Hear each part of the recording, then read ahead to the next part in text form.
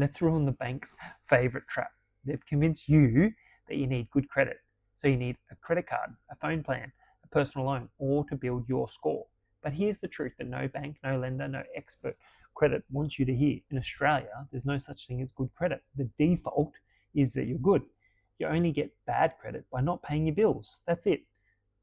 So when the bank says you need this credit card to build your credit, what they actually mean is we need you to get in debt so that we can make money. And most people fall into it. They take the loan, they take the credit card, they buy shiny new things, a shiny new car they can't afford just to impress people that they never even know, never even met. And then they spend the next 5 years trying to dig themselves out. But I'm telling you this because I care about you, your wallet, your profits, your future. You don't need a credit card, you don't need a personal loan, you don't need a car or a finance on your car, sorry. You just need to pay your bills on time. That's it. That's how you get off the naughty list. In this video, I'm going to expose how the credit industry actually works in Australia and why good credit is one of the biggest financial myths keeping people broke, and how you can build real wealth without borrowing a single dollar. The myth of a good credit, and why it's keeping you broke. So number one is the myth of good credit. See, in the US, you have to build up credit, but in Australia, you start off being good. That's the default. And you literally, if you don't mess up, you keep off the naughty list. No one tells you this, especially not the banks, because the truth is good credit is not something you earn. Bad credit is something you get by doing the wrong thing. Missing payments, not paying your bills on time, defaulting, being irresponsible. That's how you end up on the naughtiness. Banks flipped it. They turned avoiding mistakes into some magical achievement. So they tell you, they want to sell you products. They want to sell you a credit card to build up your score. Get you on a phone plan to build up your score. Get you a personal loan to build up your score. You need a car loan for finance to build up your score. You don't need any of it. Don't fall into the trap. You don't need these things. Not if you want to be wealthy. Here's the part that the banks don't like you hearing. Banks want your money. They want you to borrow so they can win. They're not interested in you winning. So their best interest for you is to believe that you have to borrow more and more to be responsible. But let me ask you something. If staying out of debt keeps your credit clean, why are banks so desperate to get you into debt? Because they don't profit from your freedom. They don't profit from you not borrowing money. That's how they make money. It's a dangerous trap. It normalizes borrowing things for cars, phones, TVs, furniture, holidays, groceries. People take on debt with things that lose value all the time. It goes down and down and down. And the real danger is good credit doesn't build wealth. Good habits do. Pay your bills on time, save up, pay with cash, buy things that you can afford, avoid the traps. Do that, and guess what? Your credit stays clean and the bank account stays good. Okay, here's number two. Get this one. Okay, ready? Number two.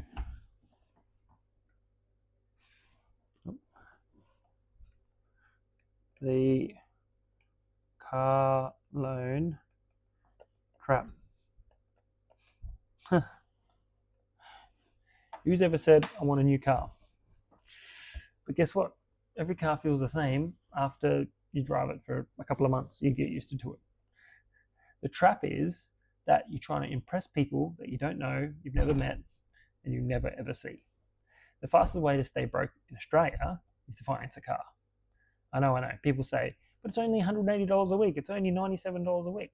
But it's on finance. It's not cash. But everyone does it. Keeping up with the Joneses. That's the problem. Everyone else is broke too. A car loan. A car loan is getting debt on a dying liability. A car is not an investment. Let that sink in. A car is not an investment. It's a declining liability. It costs you money. The moment you drive it off the lot, it declines in value. So when you finance it, you're literally paying interest on something that's becoming worth less and less every month. It's walking financially backwards. People don't buy People buy cars to impress people they don't even know. This one hurts, but it's real. Most people upgrade the cars because of pride, not because of purpose. They want the new model, the nicer badge, the leather seats. They deserve it. They have that feeling. They got a pay rise. Here's the punchline: people are trying to impress. People you are trying to impress, sorry, aren't even thinking about you. You're going to debt for people who don't even notice you. The car repayments kills your surplus. Your entire wealth is built on one thing and one thing only: your surplus, the money left in your pocket after all the bills. And car finance destroys it. $180 a week repayment, that's $720 a month, $8,000 a year gone. That could be invested, could be a deposit for a house.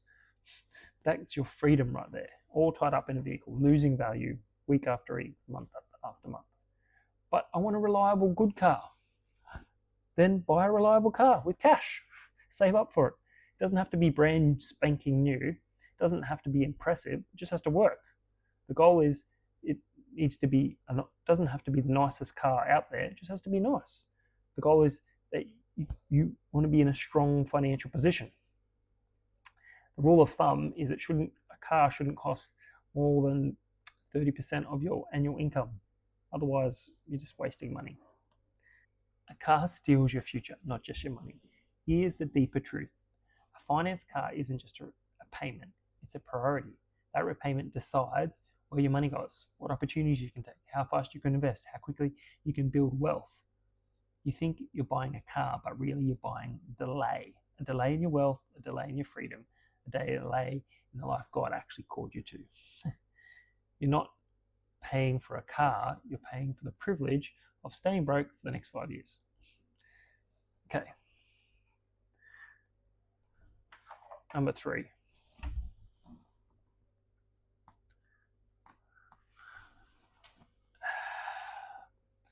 The truth about good credit. The truth about good credit, what wealthy people really build instead. We've been told our whole lives you need to build good credit. But here's the truth: wealthy people are not out there obsessed with their credit score, they're obsessed with their cash flow, because the rich know something that the banks hope you'll never figure out. The credit score isn't your wealth, your surplus is. Let me show you. Number one, wealthy people don't build credit, they build surplus. Wealthy people they don't wake up asking, does this help my credit score? They ask, does this grow my surplus? Does this put money in my pocket? And if the answer is yes, then they do it. If it's no, they don't do it. When they have surplus, you save faster, you invest faster, you build assets, your money compounds over time. When they have debt, bad debt, their money disappears, it shrinks, it disappears altogether. Here's the next one: cash makes you powerful. Cash makes you powerful.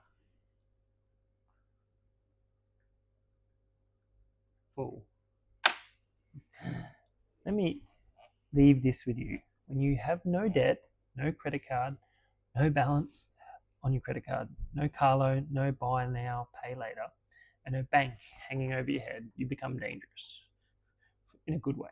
Because cash is not just money, it's power. Cash has options, cash is peace. Banks don't want you to have cash, they want you to have credit, because when you have credit, you need them. When you have cash, you don't need them. When you don't need them, you make better choices. You buy only what you can afford. You sleep better at night. You walk in a dealership and negotiate from a place of strength, not weakness.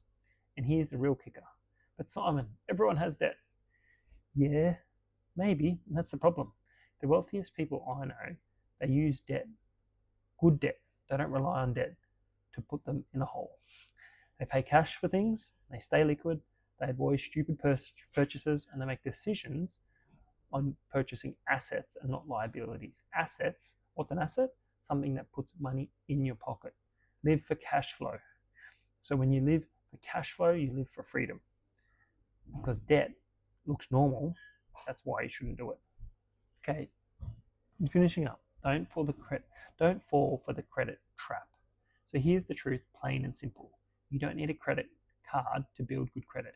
You don't need to loan to establish a score. You don't need to play the bank's game to get ahead. You just need to do the most boring, grown-up thing. Pay your bills on time, every time, all the time. Don't finance stuff. Save for it. Pay cash. That's it. That's the whole secret. The banks don't want you to know it. They want you to get hooked on debt. Swipe, pay later, all those things. If you stop chasing good credit and start chasing good decisions, everything changes. You stress less, your savings rise, your future opens up. Your money stops leaking out in interest, and you finally start building wealth week in, week out, month in, month out. It's not outdated, it's not unrealistic, it's freedom. And freedom never goes out of style. So thanks so much for watching, and I can't wait to see you on the next video.